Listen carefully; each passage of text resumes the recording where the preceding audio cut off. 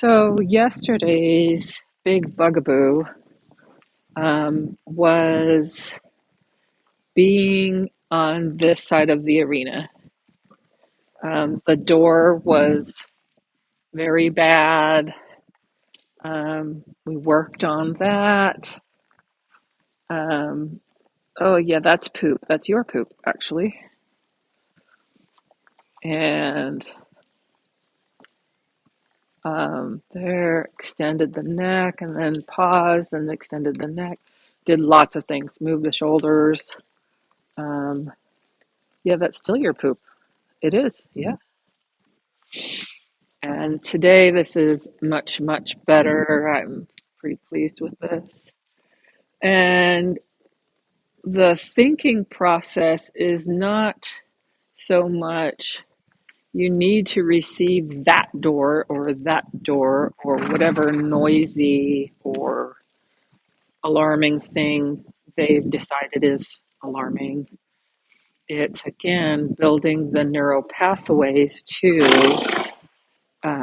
release, calm, relaxation, um, where they can be in a better place mentally and physically and emotionally. All of it. We want them in good places.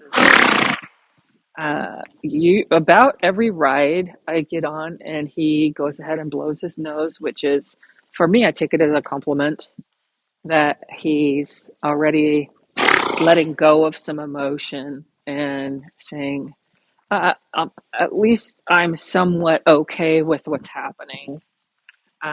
If they blow their nose really hard and fast, that's usually not as indicative of them being relaxed, but them being worried, upset, or, son, Nort, what? Um, and so him just kind of blowing his nose and saying, oh, yeah, well, this is not so bad. Yesterday, I couldn't even get a quiet walk down there. So yay, something has improved. And I actually, for him, since his emotions tend to go up and he tends to go, some horses, their emotions will come up and they'll freeze. So you kind of need to get in and observe your horse very closely. What are the emotions doing? What are they causing? What's the effect, etc., etc. You have to become the expert on your horse's behavior. And if you're having trouble, then it's time to find one. And I don't find many people that are deeply connected to and committed to the emotional well-being of horses. They will teach them things and they will teach them disciplines and um, but the well-being piece, the emotional and its effects that ripple into physical and mental, I don't see a lot of people stepping into that realm with um, much depth. Now, if I say, nationally or internationally, then yes, there are more people. But if you look at the number of horse trainers and then look deeply into are they seeing to the emotional and mental needs of horses, I don't see very many. So just because someone says they can fix your horse, I don't think that may be the fix your horse needs. Because education helps this horse. It gives me more ways to talk to him. So he's broke when he got here, but over time, I have taught him to move his shoulders. There's something that's physically positive, gives me more language to place his body parts in different places. And it's challenging enough that he has to kind of think about it.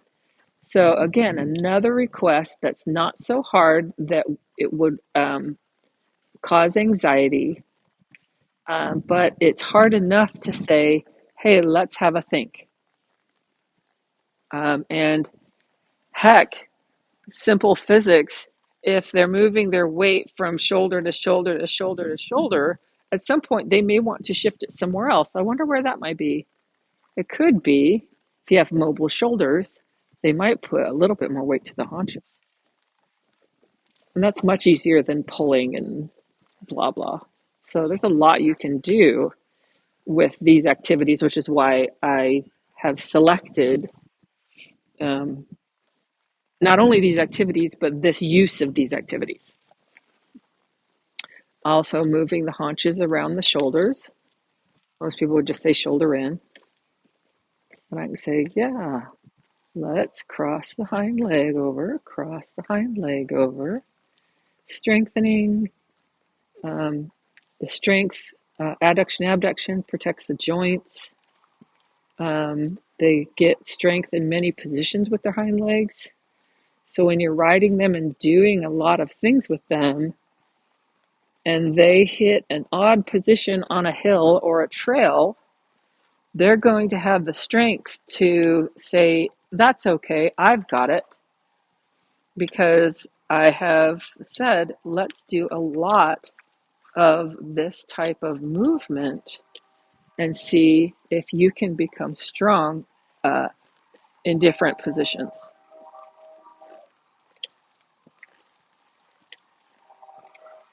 If you hear noise in the background, that's the sandhill cranes that migrate through here. There you go. There you go. There you go. There you go. There you go. There. And that was moving the haunches was a little harder for him, so I'm going to give him a break. I can see some of the shadows of him. I'm really crazy about wildlife, so there they are. Beauty. Just beauty.